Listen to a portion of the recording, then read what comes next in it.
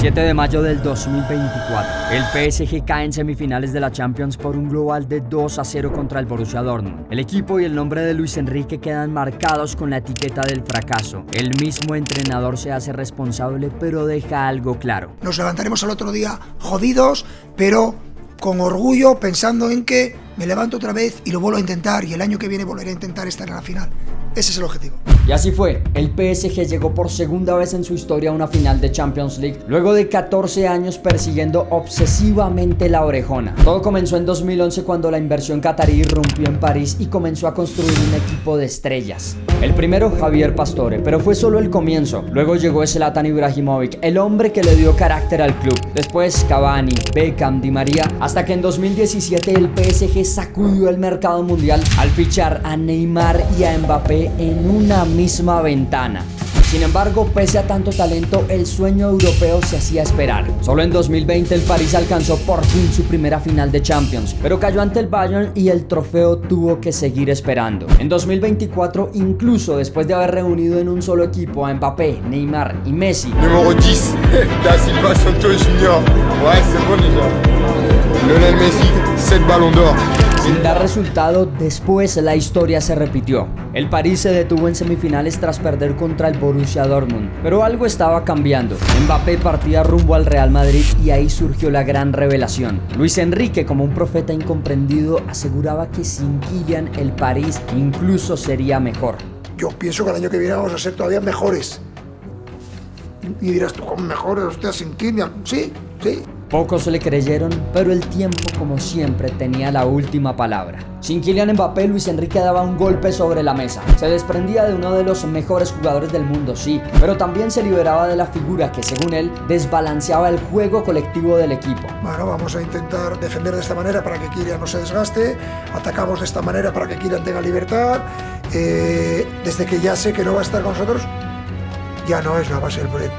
La base del proyecto es el equipo. En su visión no debía haber privilegiados. Todos debían correr, sacrificarse, entregarse al equipo. Con esta filosofía comenzaba una nueva era en París. Adiós a Mbappé, pero no adiós al talento. Jugadores que hasta entonces parecían actores de reparto se convirtieron en protagonistas esenciales. Ousmane Dembélé, eléctrico y desequilibrante, y Bradley Barcola, explosión por la banda izquierda, tomaban roles protagónicos. Y no estaban solos. Luis Enrique tejía su máquina de fútbol con dos fichajes clave. El innombrable Khvicha Kvaratskhelia, ídolo y goleador absoluto del Napoli. Un extremo capaz de desarmar cualquier defensa. Y Désiré Doué, la joya francesa de apenas 19 años, llegaba desde el Rennes y rápidamente se transformó en una pieza vital en el equipo del español. Este era el París, un equipo sin nombres por encima del escudo, un equipo diseñado para jugar como uno solo.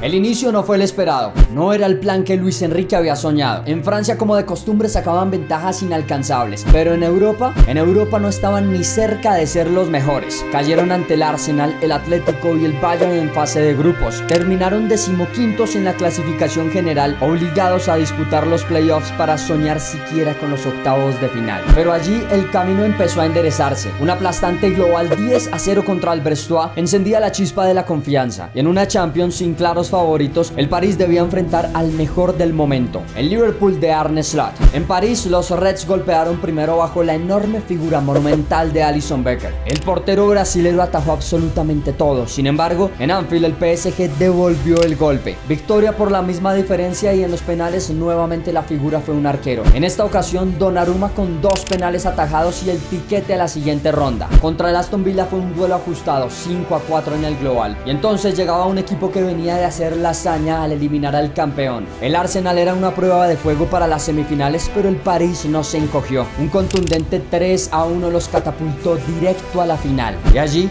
en ese escenario soñado, las predicciones de Luis Enrique cobraron vida. El Paris Saint-Germain alcanzaba su segunda final de Champions en la historia, a pesar de haber perdido al mejor jugador en la historia del club. La metodología de Luis Enrique, cuestionada por muchos, se erguía como símbolo. Criticado por unos, alabado por otros, con éxitos y fracasos, pero con una mentalidad inquebrantable. Sábado 31 de mayo de 2025, PSG Inter de Milán. La final de la Champions 2025 en Múnich solo tuvo un equipo en el terreno de juego. Luis Enrique pasó la planadora al internacional del gran Simone Inzaghi. Un grito de gol ahogado en el pecho de su autor por respeto a su antiguo club movió el placar a los 12 minutos del partido y marcó la senda del juego.